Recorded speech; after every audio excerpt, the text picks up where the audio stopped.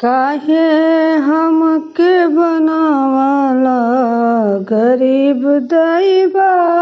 काहे हमके बनावला गरीब दैबा। कवना कलम से लिखला नसीब दैबा। काहे हमके बनावला गरीब दैबा। काहे हमके बनावला फूटल कठवाट टूटल केवाड़ी। फूटल कठवाट टूटल केवाड़ी। पेवन साटी औरत पेन्हेली साड़ी। पेवन साटी औरत पेन्हेली साड़ी। छानी चुअता तेन किस्मत अजीब दैबा। छानी चुअता वे किस्मत अजीब दैबा। कवना कलम से लिखला नसीब दैबा। काहे हमके बनावला गरीब दैबा। काहे हमके बनावला गरीब दैबा। अन्न के दाना तनिको नइखे घर में। अन्न के दाना तनिको नइखे घर में। खटत खटत दहिया टूटल एही उमर में।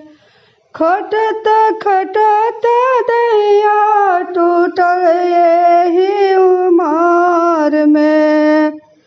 खटत खटत दहिया टूटल एही उमर में।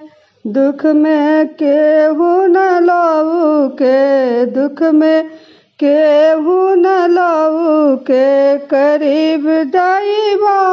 दुख में केहू न लऊ के करीब दैबा।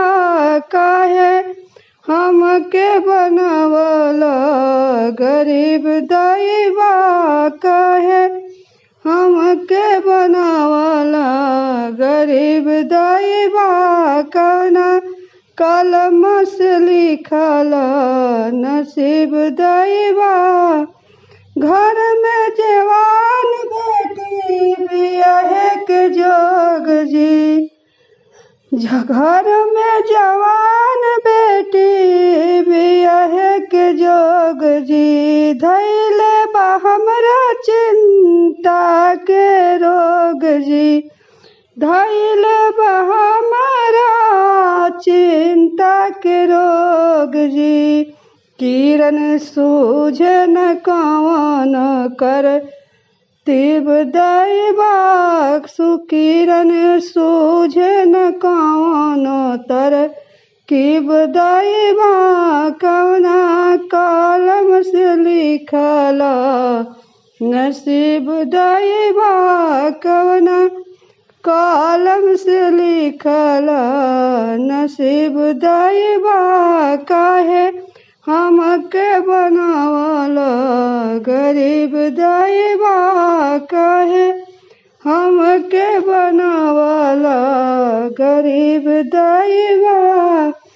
कवना कलम से लिखला नसीब दैबा। फूटल कठवाट टूटल केवाड़ी। फूटल कठवाट टूटल केवाड़ी। पेवन साटी औरत पेन्हेली साड़ी। पेवन साटी औरत पेन्हेली साड़ी। छानी चुअता वे किस्मत अजीब दैबा। छानी चुअता वे किस्मत जीव दैवा कवना कलम से लिखल, नसीब दैवा काहे हमके बनावल, गरीब दैवा कवना